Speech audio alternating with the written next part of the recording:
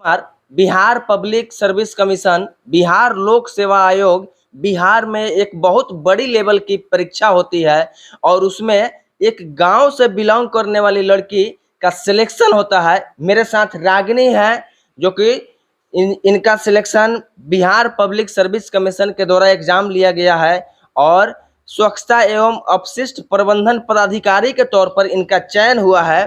पूरे बिहार में 109वां रैंक है इनका।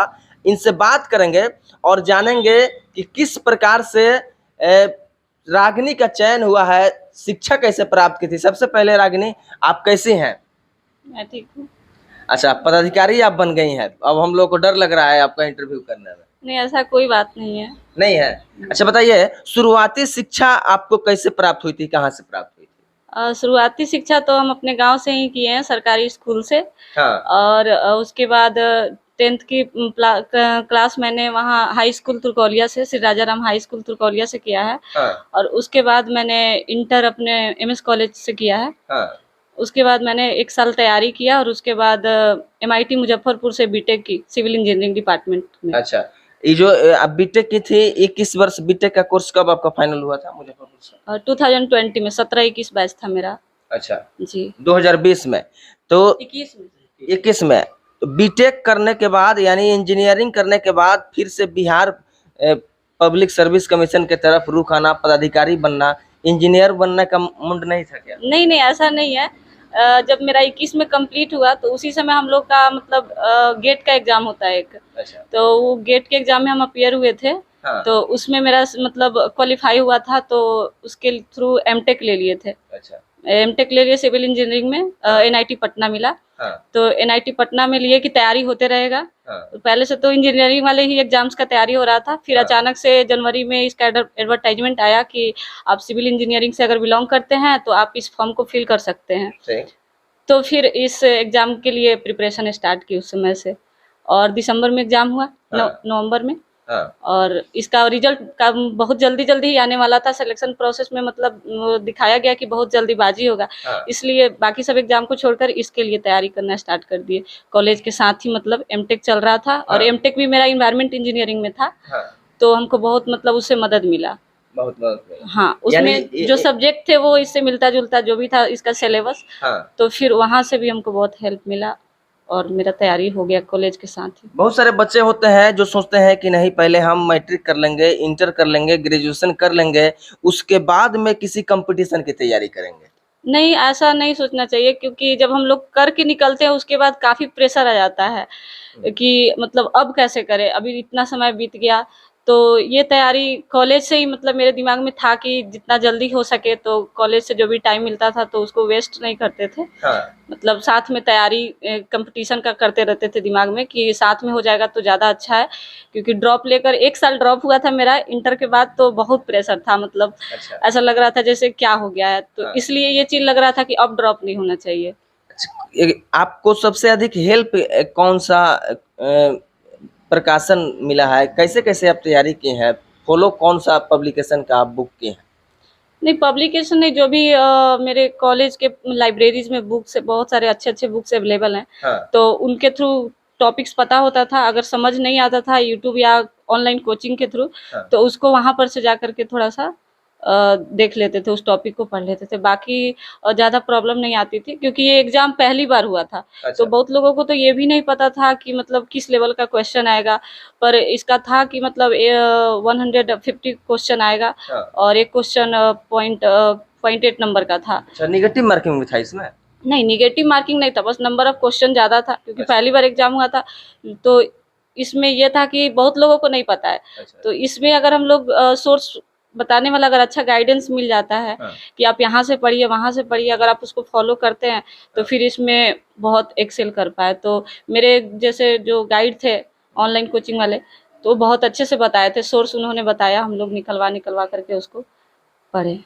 बिहार पब्लिक सर्विस कमीशन या union public service commission, Bihar लोक सेवा आयोग या संघ लोक सेवा आयोग, नाम सुनते ही लोग डर जाते हैं। तब जिस समय आप फॉर्म फिलअप कर रही थी, उम्मीद था इसमें चयन होने का, या कैसा दिल में हेजिटेशन कुछ था कि नहीं था?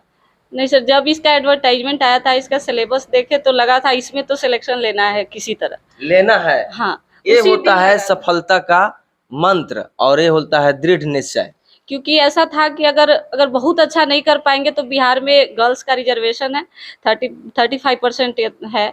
तो लगा था अगर बहुत अच्छा परफॉर्म नहीं कर पाएंगे फिर भी अगर रिजर्वेशन से हो जाए, पर लकली ऐसा हुआ कि प्रिपरेशन बहुत अच्छा रहा तो जनरल कैटेगरी से सिलेक्शन हो और गया। रिजर्वेशन की नौबत जरूरत नहीं है। नहीं पड़ी।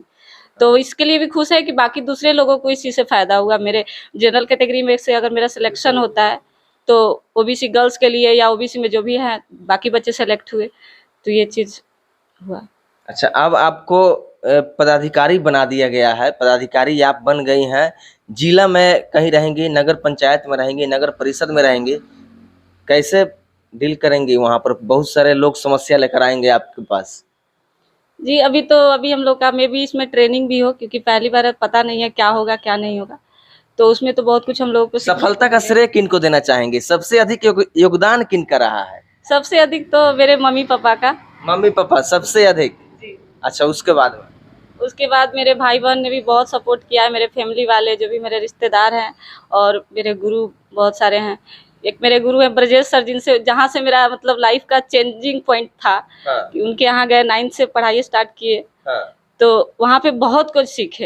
हाँ। 9th में जाकर के ऐसा लग रहा था कि 5 क्लास से लेकर के 9th क्लास में जो लोग पढ़ते हैं हम 9th क्लास में ही सीखे। हाँ, और वही यानी 9th से पहले आप कुछ नहीं सीखी थी, ऐसा महसूस हो रहा था? नहीं, मतलब वहाँ पे जाने के बाद मैथ वाले फील्ड में बहुत वीक थे। अच्छा।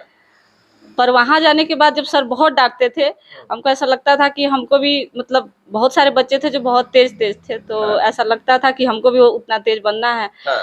तो सर के पास से ही हमको मोटिवेशन मिला। हाँ। और वहाँ से ही मेरा सब कुछ मतलब मैथ्स अच्छा हुआ, तो फिर इंजीनियरिंग लाइन में, क्योंकि हमको स्टार्टिंग से था कि साइंस पढ़ना है, साइंस लोग बोलते थे हार्ड होता है, तो लग रहा था साइंस पढ़ना है हमको। यानी जो हार्ड होता है उसी को हमको पढ़कर इजी बना लेना है। हाँ, मतलब ऐसा था थोड़ा सा कि ऐसा क्या है हार्ड होता है, देखते हैं ऐसा पढ़ क्या के। हार्ड होता है, लोग क्यों ऐसा बोलते हैं? हाँ, तो ये चीज थोड़ा सा दिमाग में कहीं ना कहीं आ जाता है कि मतलब एक बार ट्राई करते हैं, ऐसा क्या मतलब उसमें है जो लोग बोलते हैं कि इतना हार्ड है।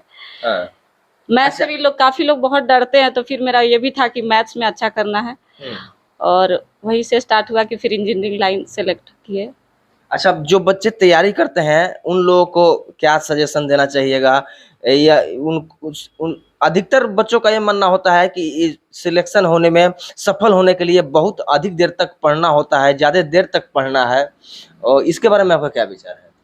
नहीं, सिलेक्शन के लिए तो सबसे पहला बात है कि आपको अपना पेशेंस नहीं खोना चाहिए, क्योंकि ऐसा होता है कि कभी कभी आपको देर भी हो सकता है। हाँ। जैसे हम ही बहुत सारे एग्जाम का तैयारी कर रहे थे, बहुत एग्जाम दिए, जब 2021 में बीटेक पास हुए तब से मतलब एग्जाम स्टार्ट हो गया। हाँ। तो बहुत फेलियर मिला। मतलब बुरा भी लगता था, पर लगता था कि हो सकता है अप टू द मार्क अभी नहीं है प्रिपरेशन। अच्छा। तो ये चीज होती है कि पेशेंस आपको रखना पड़ेगा। हाँ। और जहाँ तक बात है कि कितना देर पढ़े, तो हम लोग को, क्योंकि अभी गार्जियन हम लोग को बाहर भेजे कि आप पढ़ाई कीजिए, हाँ। तो ऐसा नहीं है कि एकदम मतलब दिन रात पढ़ रहे हैं, ऐसा नहीं है। नहीं। मतलब पर आप अपने मतलब काम के अलावा थोड़ा बहुत मतलब माइंड को रिलैक्स भी देना है। तो जैसे मेरा है कि हम अगर थोड़ा सा घूमेंगे फिरेंगे नहीं तो मेरा माइंड चार्ज नहीं होगा, तो थोड़ा सा वो रहता था कि मतलब करना है। लेकिन हाँ, ये चीज़ था, जब से ये प्रिपरेशन स्टार्ट किए थे, हम कॉलेज में थे, बहुत प्रेशर था कॉलेज में, क्योंकि हम लोग का एमटेक में थीसिस होता है। हाँ। तो उसके लिए भी गाइड से मिलना रहता था। गाइड बहुत डांटते थे कि तुम काम नहीं कर रही हो। सर को फिर बोले सर मेरा एग्जाम है, तो सर ने भी बहुत सपोर्ट किया मेरा। उन्होंने बोला कि ठीक है, जब तक एग्जाम है तुमको हम फ्री दे रहे हैं, तैयारी कर लो, थोड़ा थोड़ा काम करते रहो, बाकी जब हो जाएगा तो पूरा तुमको टाइम देना पड़ेगा।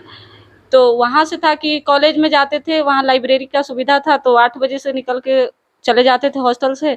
और वहाँ पे क्योंकि नींद आने की संभावना खत्म हो जाती थी, अगर नींद आती भी है तो आप लाइब्रेरी में सो नहीं सकते हैं। लाइब्रेरी में नहीं सो सकते, नहीं सो अगर सकते। नींद आ भी रही है। हाँ, वहाँ पे बहुत सारे बच्चे पढ़ रहे होते हैं। तो वहाँ देख कर लगता है कि नहीं, हमें भी इस पढ़ना कंपटीशन में चाहिए। हाँ पढ़ना है। तो ये था कि वहाँ पे मतलब हम जब से ये एग्जाम हुआ था तो 9 बजे से लेकर के और रात के 7 या 8 बजे तक वही लाइब्रेरी में ही रहते थे। बीच में वहीं पे मतलब कैंटीन था, तो उसमें जाकर के खाना खाते थे। तो लगभग मतलब ऐसा था कि हर मतलब डे कम से कम 8 घंटा तो पढ़ना है। हाँ, क्योंकि इसमें कंपटीशन बहुत था, पहली बार आया था, सब लोग चाह रहा था कि मतलब वैसा हो जाए। तो इसलिए इसमें था थोड़ा सा, और आसपास में भी लोग तैयारी कर रहे थे, तो लग रहा था कि करना है।